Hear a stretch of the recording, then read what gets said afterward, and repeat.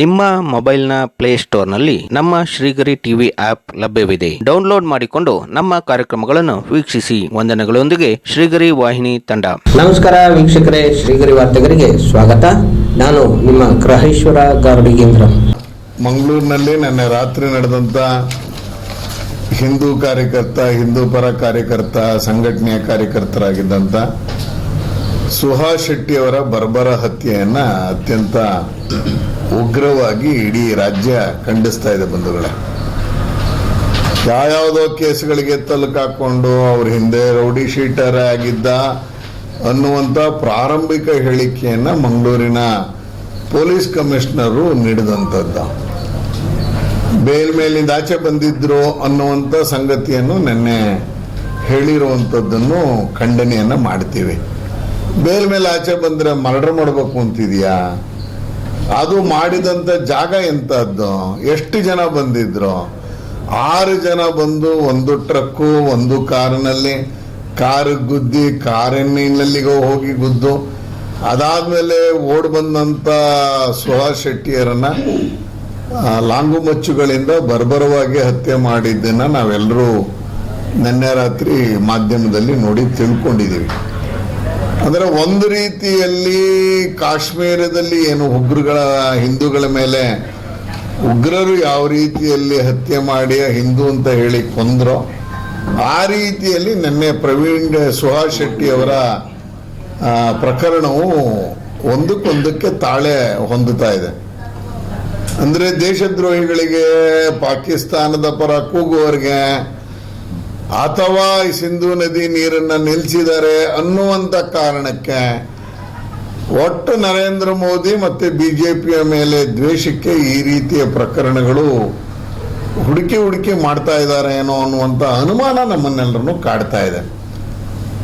ಮೊನ್ನೆ ತಾನೇ ಕಾಶ್ಮೀರದಲ್ಲಿ ಒಬ್ಬ ಗೈಡಿನ ವಿಡಿಯೋ ಸೆಲ್ಫಿ ಮಾಡಿರೋಂಥ ಆ ವಿಡಿಯೋ ಬಂದಂತ ನಂತರ ಪ್ರಕರಣಕ್ಕೂ ಈ ನಿನ್ನೆಯ ಪ್ರಕರಣಕ್ಕೂ ನಾವೆಲ್ಲ ಒಂದ್ ಕಡೆ ತಾಳೆ ಹಾಕಬೇಕಾದಂತ ಅನಿವಾರ್ಯತೆ ಬರ್ತಾ ಇದೆ.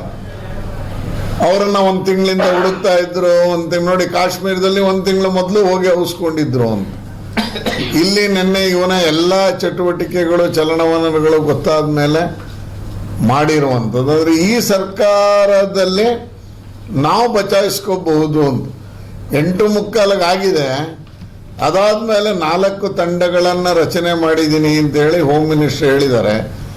ಈಗ ಸನ್ಮಾನ್ಯ ಮುಖ್ಯಮಂತ್ರಿಗಳು ಅದರ ಬಗ್ಗೆ ಮಾಹಿತಿಯನ್ನ ತೆಗೆದುಕೊಂಡು ಜಿಲ್ಲಾ ಉಸ್ತುವಾರಿ ಸಚಿವರಾಗಿದ್ದಂತ ಆಗಿರುವಂತ ದಿನೇಶ್ ಗುಂಡೂರಾಯರ ವರದಿಯನ್ನ ಕೇಳ್ಕೊಂಡಿರುವಂತದ್ದು. ಅಂದ್ರೆ ನಿನ್ನೆ ರಾತ್ರಿ ಆದ್ಮೇಲೆ ಇವತ್ತಿನವರೆಗೆ ಆ ದುಷ್ಕರ್ಮಿಗಳು ಪತ್ತೆ ಆಗಿಲ್ಲ.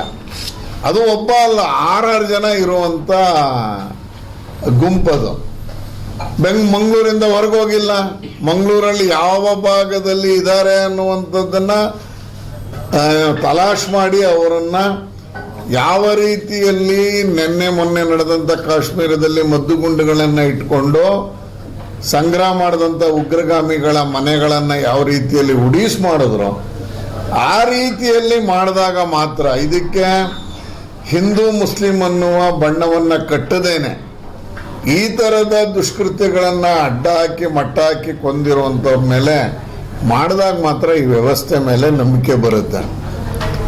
ಅತ್ಯಂತ ಉಗ್ರವಾದಂತ ರೀತಿಯಲ್ಲಿ ಇಡೀ ರಾಜ್ಯ ಇವತ್ತು ಅವರ ಅಂತ್ಯ ಸಂಸ್ಕಾರದ ನಂತರದ ದಿನಗಳಲ್ಲಿ ಪ್ರತಿಭಟನೆ ಮಾಡೋ ಮುಖಾಂತರ ಇದಕ್ಕೊಂದು ನ್ಯಾಯ ಕೊಡಿಸ್ಬೇಕು, ಹಂತಕರನ್ನ ಬಂಧಿಸಬೇಕು, ಅವ್ರ ಮೇಲೆ ವಿಚಾರಣೆಯನ್ನ ಮಾಡಿ ಜೈಲಿಗಟ್ಟಬೇಕು ಅನ್ನುವಂಥ ನಿಲುವನ್ನ ಭಾರತೀಯ ಜನತಾ ಪಾರ್ಟಿ ರಾಜ್ಯದ ಅಧ್ಯಕ್ಷರು ಮತ್ತೆ ನಮ್ಮೆಲ್ಲ ನಾಯಕರು, ಈಗಾಗಲೇ ವಿರೋಧ ಪಕ್ಷದ ನಾಯಕರು ಎಲ್ಲರೂ ಮಾಡಿರೋದನ್ನ ನಾವು ಇದಕ್ಕೆ ಬೆಂಬಲವನ್ನು ಕೊಡ್ತಾ ಇದ್ದೀವಿ. ಅನೇಕ ಪ್ರಕರಣಗಳು ಈ ಸರ್ಕಾರ ಬಂದ ಮೇಲೆ ಆಗಿದೆ. ಮೊನ್ನೆ ಲಕ್ಷ್ಮೀ ಹೆಬ್ಬಾಳ್ಕರ್ ಅವರು ಮಾತಿನ ಭರಾಟೆಯಲ್ಲಿ ಮಾತಾಡ್ತಾ ಕಾಂಗ್ರೆಸ್ಸಿನ ಸಮಾವೇಶದಲ್ಲಿ ಹೇಗೆ ಹೆಣ್ಮಕ್ಕಳನ್ನ ಒಳಗಡೆ ಬಿಟ್ರಿ ಸಾರ್ವಜನಿಕ ಸಭೆಯಲ್ಲಿ ಪ್ರತಿಭಟನೆ ಮಾಡೋದಿಕ್ಕೆ ಅಂತ ಹೇಳಿದಂತ ಹೇಳಿಕೆಗೂ ಅದೇ ವಿಧಾನ ಪರಿಷತ್ತಲ್ಲಿ ಅವರ PA ಅವರ ಮಗ ದಂಡು ದಾಳಿಯೊಂದಿಗೆ CT ರವಿ ಮೇಲೆ ಹಲ್ಲೆ ಮಾಡಿದ್ದನ್ನು ನಾನು ತಳಕಾಗ್ತೀನಿ. ಸಾರ್ವಜನಿಕ ಸಭೆಗೆ ಯಾರು ಬೇಕಾದರೂ ಹೋಗ್ಬೋದು ಅನ್ನುವಂಥದ್ದನ್ನ ಗೊತ್ತಿಲ್ಲದೆ ಮಾತನಾಡಿದ್ರ ವಿಧಾನ ಪರಿಷತ್ತಿನ ವಿಧಾನಸಭಾದ ಸಭಾಂಗಣಕ್ಕೆ ಯಾರು ಬೇಕಾದ್ರೂ ಹೋಗೋಕ್ಕಾಗೋದಿಲ್ಲ. ಅಂಥ ಸಂದರ್ಭದಲ್ಲಿ ಇವ್ರ ಪಿಎನ ಇವ್ರ ಮಗನ್ನ ಕಳಿಸಿ CT ರವಿ ಮೇಲೆ ಹಲ್ಲೆ ಮಾಡಿಸ್ಲಿಲ್ವಾ? ಅವತ್ತು ಪೊಲೀಸರಿಗೆ ಗೊತ್ತಾಗ್ಲಿಲ್ವ? ಹಂಗಾದ್ರೆ ಇವತ್ತು ಪೊಲೀಸವ್ರ ಮೇಲೆ ಸಾರ್ವಜನಿಕ ಸಭೆಯಲ್ಲಿ ಮಾತನಾಡಿದ್ದನ್ನ ಪೊಲೀಸರು ಕಂಡುಹಿಡಿಬೇಕಾಗಿತ್ತು ಅಂತ ಹೇಳಿರುವ ಹೇಳಿಕೆಗೂ ಸಂತೋಷ್ ಲಾಡ್ ಅವರು ಜಮ್ಮು ಕಾಶ್ಮೀರದಲ್ಲಿ ಯಾರೊಬ್ಬ ವಾಚ್ಮೆನ್ನು ಇರಲಿಲ್ಲ ಅನ್ನುವಂಥ ಬಾಲಿಶ ಹೇಳಿಕೆಗಳನ್ನು ಈ ಸಂದರ್ಭದಲ್ಲಿ ರಾಜ್ಯದ ಒಬ್ಬ ಪ್ರತಿನಿಧಿಯಾಗಿ ಹೋಗಿ ಕನ್ನಡಿಗರನ್ನ ಕರ್ಕೊಂಡು ಬಂದಿರೋ ಜೊತೆಗೆ ನಮ್ಮ ದೇಶದ ಮರ್ಯಾದೆಯನ್ನ ಹಾಳು ಮಾಡುವಂಥ ಪ್ರಯತ್ನವನ್ನ ಸನ್ಮಾನ್ಯ ಸಂತೋಷ್ ಲಾಡ್ ಅವರು ಮಾಡಿದ್ದಾರೆ ಅನ್ನುವಂಥ ಗಂಭೀರವಾದ ಆರೋಪವನ್ನು ನಾನು ಮಾಡ್ತಾ ಇದ್ದೀನಿ ಬಂಧುಗಳೇ. ನಿಜಕ್ಕೂ ಕಾಂಗ್ರೆಸ್ನವ್ರಿಗೆ ಏನಾಗಿದೆ ಗೊತ್ತಿಲ್ಲ. ಪ್ರತಿಭಟನೆ ಮಾಡಿದ್ರೆ AICC ಅಧ್ಯಕ್ಷರು ನಿನ್ನೆ ಮಲ್ಲಿಕಾರ್ಜುನ್ ಖರ್ಗೆ ಅವರು RSS ಅವರು BJP ಅವರಿಗೆ ಸಭೆನೇ ಇನ್ಮೇಲೆ ಮಾಡಕ್ ಬಿಡೋದಿಲ್ಲ ಅನ್ನುವಂಥ ಹೇಳಿಕೆಗೂ ಅಡ್ರೆಸ್ ಇಲ್ದಂಗೆ ಮಾಡ್ತೀನಿ ಎನ್ನುವ ಹೇಳಿಕೆಗೂ ಈಗ ನಡೀತಾ ಇರೋ ಪ್ರಕರಣಕ್ಕೂ ನಾವೊಂದ್ಸತಿ ಎಲ್ಲ ಒಂದ್ ಕಡೆ ಪ್ರಚೋದನೆ ಆಗ್ತಾ ಇದೆ. ಈ 2-3 ಅಂಶಗಳು ಅವರಿಗೆ ಪ್ರಚೋದನೆಯನ್ನ ಕೊಟ್ಟಿದೆ. ಪಾಕಿಸ್ತಾನ ಜಿಂದಾಬಾದ್ ಅಂದ್ರೆ ಏನೂ ಮಾಡೋದಿಲ್ಲ, ಆ ರೀತಿಯ ವ್ಯಕ್ತಿಗಳಿಗೆ ಯಾವ ಶಿಕ್ಷೆನೂ ಆಗೋದಿಲ್ಲ. ಅದೇ ರೀತಿಯಲ್ಲಿ ಹತ್ಯೆ ಆಗುತ್ತೆ ಅಂತ ಗೊತ್ತಿದ ಮೇಲೂ ಮಂಗಳೂರಿನ ಯಾವುದೇ ರೀತಿಯಲ್ಲೂ ವ್ಯವಸ್ಥೆಯನ್ನ ಪೊಲೀಸ್ ಕಮಿಷನರು ಮಾಡಿಕೊಂಡಿರಲಿಲ್ಲ ಅನ್ನುವಂಥ ಸಂಗತಿಯನ್ನು ಈ ಸಂದರ್ಭದಲ್ಲಿ ಹೇಳ್ತಾ, ಉಗ್ರವಾದಂಥ ರೀತಿಯಲ್ಲಿ ಪ್ರತಿಭಟನೆ ಮಾಡಲೇಬೇಕಾಗತ್ತೆ. ಹಿಂದೂ ಕಾರ್ಯಕರ್ತರನ್ನ ಉಳಿಸ್ಕೋಬೇಕಾಗತ್ತೆ. ಇದಕ್ಕೆ ಪುಷ್ಟಿಯಾಗಿ ಮೈಸೂರಿನಲ್ಲೂ ಆದಂಥ ಅನೇಕ ಘಟನೆಗಳನ್ನು ತಳುಕಾಕೊಳ್ಳೋದು ನೋಡೋದಾದ್ರೆ ಈ ಸರ್ಕಾರ ಬಂದ ಮೇಲೆ ಈ ಥರದ್ದು ಹೆಚ್ಚೆಚ್ಚು ಆಗ್ತಾ ಇದೆ ಅಂತ ಹೇಳಿದ್ರೆ ತಪ್ಪಾಗ್ಲಾರ್ದು. ತಕ್ಷಣಕ್ಕೆ ಮುಖ್ಯಮಂತ್ರಿಗಳು, ಗೃಹ ಸಚಿವರು ಇದ್ರ ಬಗ್ಗೆ ಪರಾಮರ್ಶನೆ ಮಾಡಿ ತಕ್ಷಣಕ್ಕೇನೆ ಬಂಧಿಸಬೇಕು. ಮತ್ತೆ ಯಾರು ಹತ್ಯೆಯನ್ನು ಮಾಡಿದ್ದಾರೆ ಅವರನ್ನು ಯಾವ ಕಾರಣಕ್ಕೂ ಬಿಡುವ ಪ್ರಶ್ನೆಯೇ ಇಲ್ಲ.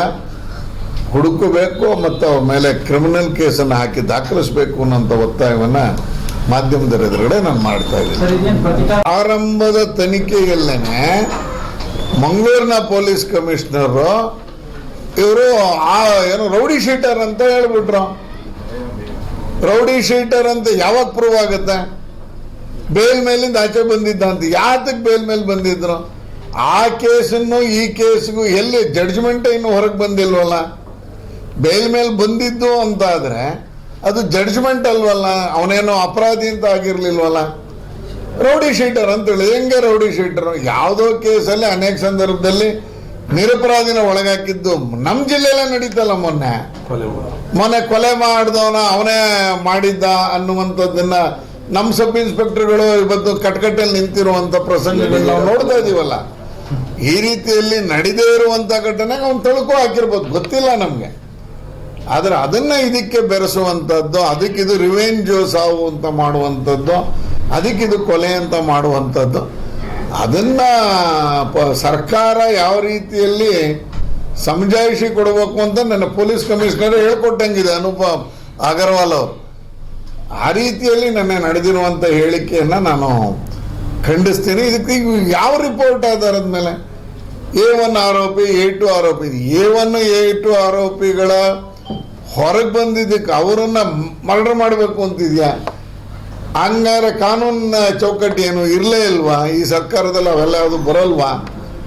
ಆ ರೀತಿಯಲ್ಲಿ ನಡೀತಾ ಇದೆ. ಇನ್ನೊಂದಷ್ಟು ನಾಳೆ ನಾಳಿದ್ದಲ್ಲಿ ಮಂಗಳೂರಿನ ಭೇಟಿಯ ನಂತರ ರಾಜ್ಯದ ಅಧ್ಯಕ್ಷರು ಇವತ್ತು ಹೋಗಿದ್ದಾರೆ. ಅಶೋಕ್ ಅವರು ಈಗಾಗಲೇ ಮಂಗಳೂರನ್ನ ಪ್ರವಾಸ ಮಾಡಿದ್ದಾರೆ. ನಮಗೆ ಸಂಜೆ ಅಷ್ಟೊತ್ತಿಗೆ ಇನ್ನೊಂದಷ್ಟು ಮಾಹಿತಿಗಳು ಸಿಗುತ್ತೆ.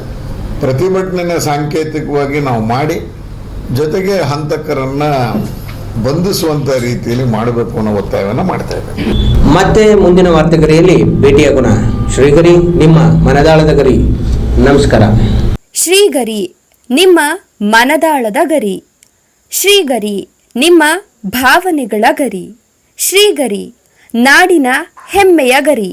ಮನೆ ಮನಗಳ ಗರಿದು ಶ್ರೀಗರಿ, ತನು ಮನ ಧನಗಳ ಗರಿದು ಶ್ರೀಗರಿ, ವಿಶ್ವದ ದೇಶದ ನಾಡಿನ ಗರಿದು ಶ್ರೀಗರಿ. ಶ್ರೀಗರಿ ಶ್ರೀಗರಿ ಶ್ರೀಗರಿ ಶ್ರೀಗರಿ ಶ್ರೀಗರಿ ನಿಮ್ಮ ಮನದಾಳದ ಗರಿ. ನಿಮ್ಮ ಆಂಡ್ರಾಯ್ಡ್ ಮೊಬೈಲ್ನ ಪ್ಲೇಸ್ಟೋರ್ನಲ್ಲಿ ನಮ್ಮ ಶ್ರೀಗರಿ ಟಿವಿ ಆಪ್ ಲಭ್ಯವಿದೆ. ಡೌನ್ಲೋಡ್ ಮಾಡಿಕೊಂಡು ನಮ್ಮ ಕಾರ್ಯಕ್ರಮಗಳನ್ನು ವೀಕ್ಷಿಸಿ. ವಂದನೆಗಳೊಂದಿಗೆ ಶ್ರೀಗರಿ ವಾಹಿನಿ ತಂಡ.